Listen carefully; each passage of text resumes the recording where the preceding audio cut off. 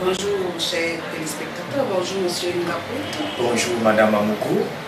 Bon, je vais commencer par vous poser une question sur le premier chapitre. Une question aussi simple que complexe, celle de savoir ce que c'est que la philosophie. Qu'est-ce que la philosophie, monsieur Ngapou? Merci madame Amougou. Ce n'est pas une présentation de trop. Madame Amougou est ma collègue du département de philosophie. Elle est censeur de la discipline et elle tient aussi la CREI en terminale C.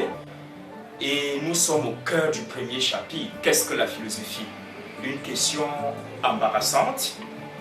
Et les réponses que nous allons fournir aux apprenants, c'est que nous proposons 3 ordres de définition de la philosophie. Premièrement, il y a ce qu'on appelle la philosophie de la vulgarité. On s'est dit que chaque être humain étant doué de bon sens, il est un philosophe. Partout où il y a un être raisonnable, il y a un philosophe en herbe. La raison pour laquelle on s'est servi de la pensée cartésienne pour décréter le titre de philosophe à toute personne. Descartes qui dit, je cite, « Le bon sens est la chose du monde la mieux partagée ». Fin de citation. Et à un deuxième niveau, il y a ce qu'on appelle la philosophie de la modestie. Et à ce niveau, on s'inspire de Socrate et de Pythagore. Pythagore qui est le concepteur du mot philosophie, Philane et Sophia qui veut dire amour de la sagesse. Et à ce moment, le philosophe devient tout simplement un amoureux, j'allais dire, de la connaissance. Il est celui qui prend juste conscience de son ignorance pour cesser d'être un ignorant qui s'ignore. Comme le dit Socrate, je veux le citer textuellement. Socrate dit, je cite, « Je ne sais qu'une chose, c'est que je ne sais rien ». Autrement dit, le philosophe est celui qui prend conscience de son ignorance pour cesser d'être un ignorant qui s'ignore. Et à un troisième niveau, il y a ce qu'on appelle la philosophie de l'expertise réservée. C'est-à-dire, la philosophie n'est plus une question de vulgarité, ça devient quelque chose de réservé à une élite compétente. Et on est au cœur de la conception aristotélicienne de la philosophie, parce que c'est Aristote qui disait, je cite, « Je considère comme philosophe celui qui a la totalité du savoir dans la mesure du possible. » Et plus philosophe encore, c'est lui qui a la connaissance des choses actuelles à l'entendement. Et comme il faut retenir quelque chose d'assez précis, l'enfant doit savoir que la philosophie a horreur du dogmatisme et que la philosophie encourage l'exercice personnel du talent de raison.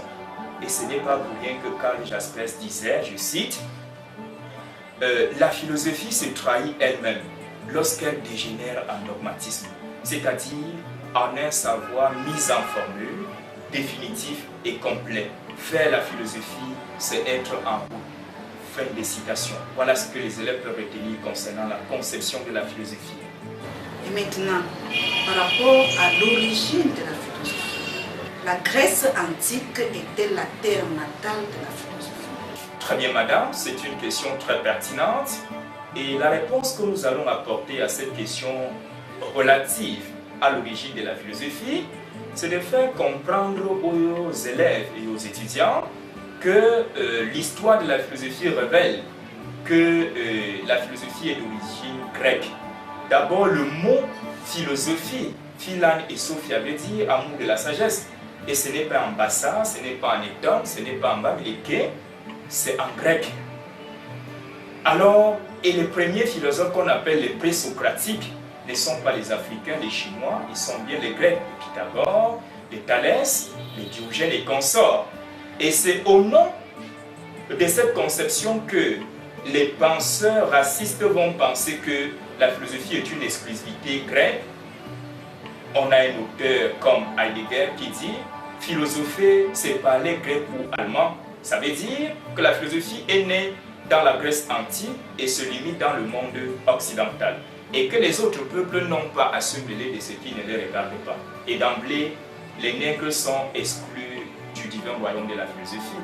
Mais ce n'est pas une thèse qui fait absolument foi, parce que la même histoire révèle que l'Afrique, à travers l'Égypte pharaonique, constituait un pôle de pèlerinage intellectuel aux penseurs grecs de Platon, les Pythagore, ont fait séjour là-bas. S'il n'y avait pas quelque chose à copier là-bas, ils ne se déporteraient pas de ce côté. Et c'est la raison pour laquelle un penseur comme Masson Oursel, j'y arrive, va penser que, je cite, des présocratiques au néoplatonisme, la pensée grecque s'en sera dans le mode égyptien de représentation. Autrement dit, les penseurs grecs ont copié quelque chose de l'Égypte pharaonique. Et pour trancher ce débat, il faut faire comprendre aux élèves que ça ne sert à rien de régionaliser la philosophie. Parce que dès qu'on est doué de bon sens, on a l'aptitude à philosopher. Et c'est Hegel qui dira, sans être exclu de la sphère des racistes, que la philosophie, c'est la pensée de la pensée. Une pensée qui se pense elle-même. Dès qu'on pense par soi-même, on est déjà philosophe. Donc, la philosophie est universelle, elle n'a pas de race, elle n'a pas de pays précis. Voilà les éléments de réponse, madame. Dernière question, M. Caput. Des questions qui paraissent essentielles. Quelle est donc l'importance de la philosophie? Très bien, madame. La question de l'importance de la philosophie suscite toute une polémique. Pour les apologues de la philosophie est la clé du bonheur des hommes.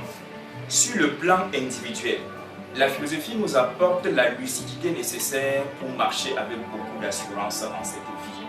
Et c'est la raison pour laquelle le père de la philosophie moderne, c'est-à-dire Descartes, disait, je cite, « C'est proprement avoir les yeux fermés, sans tâcher jamais de les ouvrir, que de vivre sans philosophie. » Autrement dit, une vie sans philosophie, c'est une vie ténébreuse. Et maintenant, au plan interindividuel, la philosophie nous exhorte à cultiver l'humanisme, l'altruisme, vous comprenez, l'amour du prochain. Lorsqu'on enseigne le chapitre sur autrui, on fait comprendre aux élèves que l'amour pour l'autre doit être indispensable.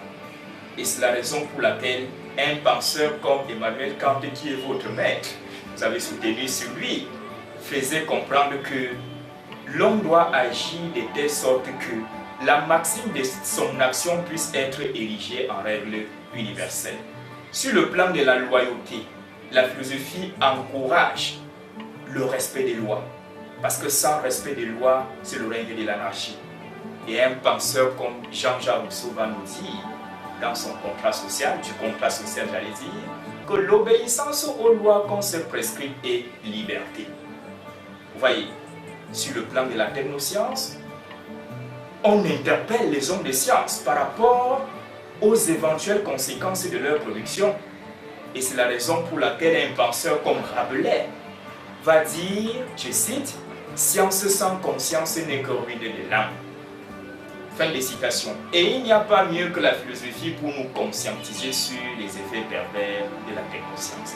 Mais à l'opposé, tous les penseurs ne seront pas d'accord sur une évaluation excessive de la philosophie. D'autres vont penser que la philosophie a des points négatifs.